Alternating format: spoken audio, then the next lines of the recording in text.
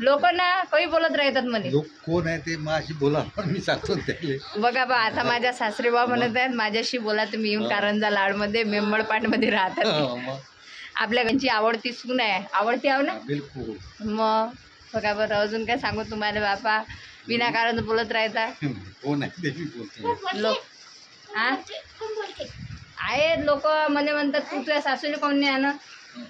तर भरपूर लोकांनी माझ्यावर आरोप लावले होते. आता फक्त तुमचे आरोप खोडून टाकून तुमच्यावर कशी तोंडावर पाडते मी माझ्या सासरकडचे माझ्या माहेरकडचे ते नक्कीच बघा. तर माझ्या सासू सासऱ्यांनी खुलेआम तुम्हा लोकांना चॅलेंज दिलेलं आहे की माझ्या तोंडावर येऊन बोलणार माझ्या सुनेबद्दल.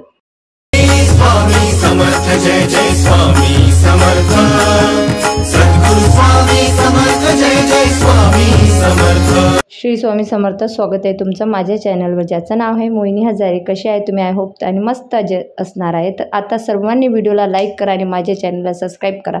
कारण आता ना काही लोकांना माझ्या सासऱ्यांनी खुलेआम चॅलेंज दिलेला आहे की तुम्ही आमच्या मदत पडू नका. आमचे सून आमचा मुलगा कसा आहे हे आम्हाला माहिती आहे. तेव्हा तुमचं जर एवढीच बोलायची धमक आणि तुमच्यात बुडात दम आहे तर माझ्या समोर येऊन माझ्या तोंडावर बोला असे माझ्या सासऱ्यांनी खुलेआम तुम्हाला चॅलेंज केलेलं आहे. कारण कसं आहे तुम्ही माझ्यावर आरोपवर आरोप टाकत गेले. परंतु मला माहिती होतं आणि तेव्हाच ऐकण्याची मजा येते जेव्हा आपल्याला माहिती आहे की सत्य काय आणि पुढे काय होणार आहे. तर असो सासूबाईंची तब्येत खराब होती हे सर्वांना तुम्हाला माहिती आहेच. तर आम्ही पैसे वगैरे पाठवून दिले होते, हॉस्पिटल वगैरे करून द्यायला लावलं होतं गणेशजीच्या मित्राला. आणि आता माझे सर्व कामं आवरून झालेले होते. स्वराला शाळेत पाठवलं, टिफिन दिला, तिला सर्व समजावून सांगितलं. ती शाळेत गेली ना बाबा. आणि नंतर आम्ही गेलेलो आहोत स्वराजला घेऊन कारंजा लाड बसमध्ये जस्ट बसलेलोच होतो. आणि आता फायनली आम्ही पोहोचलेलो आहोत. हा बघा हा जो मार्ग आहे समृद्धी मार्ग. तर हा समृद्धी मार्ग माझ्या कारंजा लाड म्हणजे सासरहून गेलेला आहे. आणि फायनली आम्ही कारंजा लाडमध्ये माझे सासरी म्हणजे एंट्री घेतलेली आहे. आणि तुमच्या प्रश्नाची उत्तरे मी तुम्हाला देणार. पण सगळ्यात अगोदर आपण मोबाईल आणि सिम घेऊया. तर इथून आता घेतलेला आहे आम्ही मोबाईल है ना. मोबाईल आणि आप्पाजीसाठी काय घेतलं? आप्पाजीसाठी घेतलं.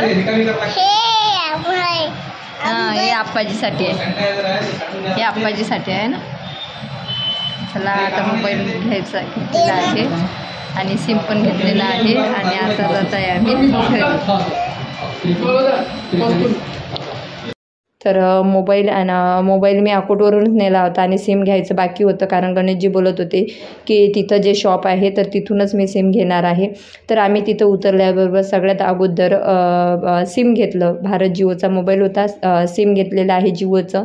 आणि ते 10 ते 15 मिनटात चालू होणार होतं. कारण कसं आहे आईबाबांकडे मोबाईल नाही, त्यांच्याकडे जो मोबाईल होता तो गणेशजींनी घेतलेला आहे.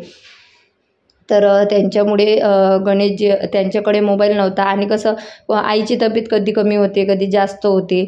आणि आईला ना अचानक BP लो झाला होता आणि उलट्या होत होत्या. जेव्हा मी बाबांना प्रश्नाचं उत्तर विचारलं हो तर मी आली होती माझ्या सासरी. तर बाबा मला की लय लोक काय म्हणतात तुम्ही नवरा बायको इथं ऐश करता म्हणते दोघं राहून. आणि सासू सासरे तिकडे एकटीले सोडून दिलं. तुम्हाला लाजा वाटायला पाहिजे म्हणते. तुम्ही लोक म्हणतात मला सांग बोलायला लोक म्हणतात तुम्ही ते तुमच्या सोबत कोण नाही आणत, तुमच्या घरी कोण नाही. आता याचं उत्तर तुम्ही द्या. मी तुम्हाला किती वेळा म्हणतो माझ्या घरी चला. हो तू म्हणतं पण तिच्या चालणंच होत नाही. वर चढून होईल का तिच्या?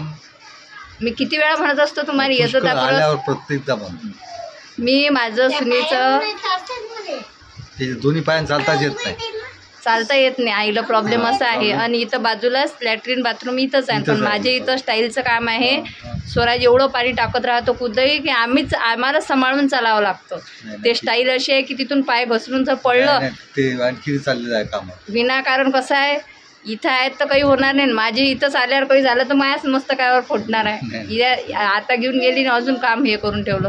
नाही तर मी आता आलेही म्हटलं की चला म्हणून. पण बाबा म्हणतात तिच्याच्यानं चालणं होत नाही. तर नाही ते अशी घासत जाते. बाथरूमला जायचं होतं कुठं जायचं होतं म्हणून त्याच्यासाठी आता आम्ही अर्जंट आलो.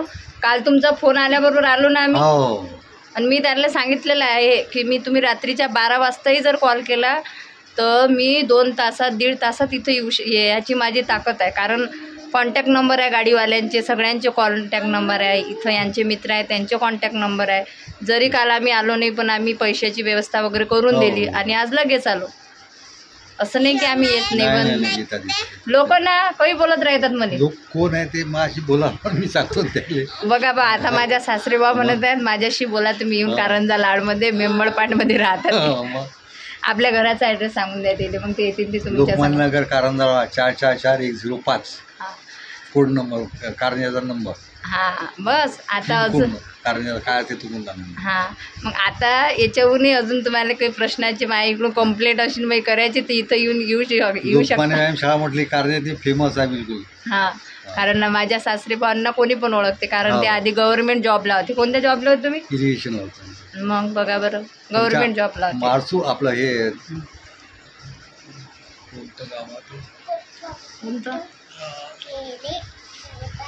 सातपुडा पर्वतातला गाव ते. आता गाव आठवत गजान नाही. महाराजाच्या बाजू, गजान महाराज विरोधीच्या समोर आहे. पोपटखेड, पोपटखेडच्या अलीकडे मळसूळ. असो. मळसूळ आणि आणखीन एक दोन ठिकाण होते महाराज. तर माझे सासरे बा गव्हर्नमेंट जॉबवर होते माहीत आहे का. त्याच्यामुळे तुम्ही मला असं काही बोलू नका. मी त्यांची आवडती सून आहे. आवडती आहो ना. बिलकुल. मग बघा बरं, अजून काय सांगू तुम्हाला बापा, विनाकारण बोलत राहता. कोण आहे ते मी बोलतो. लोक हां आहेत, लोक मला म्हणतात तू तुझ्या सासूला कोण नाही आणत. मी तुम्हाला म्हणत असतो ना आई बाया घरी चला म्हणून. आपण पाहायला चालता येत ना, काय करतो सांग. वर चढणं मी माझं काम करत असतो, त्याच्यामुळे तुम्ही हे ठेवू नका. म्हणून हक्कानं आम्ही तुला फोन करतो ना. मग ते हक्कानं मला करतात फोन. आणि मागच्या वेळेस मी तुम्हाला म्हटलं होतं की मोबाईल पाठवतो, मी घरी आहे नवीन मोबाईल. मग काल आम्हाला फोन आला तर आम्ही अर्जंटमध्ये पहिले पैसे पाठवले यांच्या मित्राच्या अकाउंटला. आणि त्यात तो आला होता ना पैसे घेऊन, तो स्वतः पैसे घेऊन आला. त्याची आई आली ती पैसे. हा, तो गावाला गेलेला होता लग्ना ट्रिप घेऊन. पहिले आला तो, हा मला भेटला सिद्धेश्वर म्हणून जात नाही. हा, मी गेलो तिथं, मग माझ्या इच्छा हो. तर मग जेव्हा त्याला पैसे पाठवले की नाही तेव्हा तो गावाला गेला होता. मग त्यानं त्याच्या आईला म्हटलं असेल की तू नेऊन दे. हो, माझ्याकडे झालती ना का. आईला वाटलं मी नेईल त्याची इथं, मला काही माहित नाही काही संपत. तर त्याच्यामुळे आम्ही आमचं काम केलं आणि तुम्ही सुद्धा तुमचं काम करा. एखाद्याचं तुम्ही जर घर जवळू शकत नसाल तर मला असं वाटते त्याच्यात तुम्ही आग पण टाकू नका. बरोबर. मी सांगतो. आता तुम्ही तर सांगितलंच. बघा लोक कोणी असेल ते मला सांग ना, मग मीच म्हणतो ना. कोण आहेत नाही. आपण हे काम, आपण व्हिडिओ टाकतो की नाही, ते लोक पण मला असे बोलतात तुला लाज नाही वाटत काय. मी त्याच बरं बाबा तुम्ही सांगा, मी गणेशजीला नेलं तेव्हापासून सुधरवलं की नाही. पहिले कसे होते ते. अरे बाप, पहिले तुम्हाला तरी ऐकत होते का नाही. आता त्याला स्वतःचा व्यवसाय लावून देऊन आली मी. गाडी केली मी 50,000ची म्हटलं. बरं झालं ना. आता फक्त आपल्याला जागा भेटली. आपल्याला आता एवढा खर्च लावला आपण, पण आपल्याला गाडी कुठं लावायची आहे? मार्केटमध्ये. हा, मार्केटमध्ये. तिथं चांगलं. तर ती मग आपला 2 घंटेच व्यवसाय चालला पाहिजे. आता आपण 50,000 लावले काय, तिथं उभं राहायचं आपल्याला 1000 रुपये महिना द्यायला लागेल. तो देऊ ना आपण. नगरपालिकेची जागा असतात की नाही मार्केटचे, पावती फाळायला लागते फक्त. तर त्याच्यामुळे मी काही करत नाही. आम्हाला माहीत झालं की आम्ही येतो. आणि इथं कसं सर्व हे आहे, जवळ लॅट्रिन बाथरूम आहे त्याच्यामुळे. आणि जरी आम्ही दूर राहतो तरी पण आम्ही 1 तासात याची धमक ठेवतो. ओके. तर आता तुमच्या प्रश्नाचे उत्तर भेटलं असेल असं मी गृहीत धरतो. ठीक आहे. तर चला आता यांना चहा वगैरे करतो. पहिले आल्या अंगूर चिक्कू वगैरे आणले ते दिली. तर त्यांची BP लो झाली होती, उलट्या वगैरे होत होत्या त्यांना काल. 3 दिवस झाले. हां, तर बाबाच घाबरले होते काल. ठीक आहे. चला. तर मी माझं कर्तव्य नेहमी पूर्ण करत असते आणि मी त्यांना नेहमी म्हणत असते की तुम्ही माझ्या घरी चला. परंतु ते स्वाभिमानी लोक आहेत, ते म्हणतात की तू तुझ्या माहेरी आहे, आम्ही येऊ शकत नाही. त्याच्यानंतर तू वर राहतं, त्याच्यामुळे वर चढणं उतरणं आमच्याच्यानं होत नाही. त्याच्यानंतर तुमच्या घरात स्टाईल आहे, त्याच्यावर पाणी पडलं तर दिसत नाही. आता कसेही आमचे हातपाय चालू आहेत तर चालू द्या, अजून एखादा हातपाय आमच्या गळ्यात पडला तर तुम्हालाच करायला भारी जाणार. असे माझ्या बाबांचे म्हणजे सासरे बाबांचे विचार आहेत आणि म्हणून मी भरपूर वेळा त्यांना या म्हणते, परंतु ते येत नाही. तर त्यांना काल तर हॉस्पिटलसाठी पैसे दिले होते, आज फ्रूट्स वगैरे नेलं. त्यांना गोळ्या वगैरे विचारल्या तर गोळ्या वगैरे मेडिसिन आहे बोलले. नंतर खर्चासाठी पैसे वगैरे दिलेले आहेत. आणि पहिल्यांदा मला सासरकडून भेटलेली आहे शिदोरी आणि ते पाहून मला खूप आनंद झाला, कारण बाबांनी म्हणजे राशन मिळतं तर ते यावेळेस राशनमध्ये किट मिळाली. किटमध्ये रवा, मैदा, त्याच्यानंतर हरभऱ्याची डाळ असं भरपूर काही होतं. तर ते बोलले की तू हे घेऊन जा बेटा. आणि म्हणून पहिल्यांदा मला सासरहून शिदोरी भेटली आणि ती कशी का असेना माहेरची शिदोरी आणि सासरची शिदोरी खरंच खूप प्रेमळ आणि चांगली असते.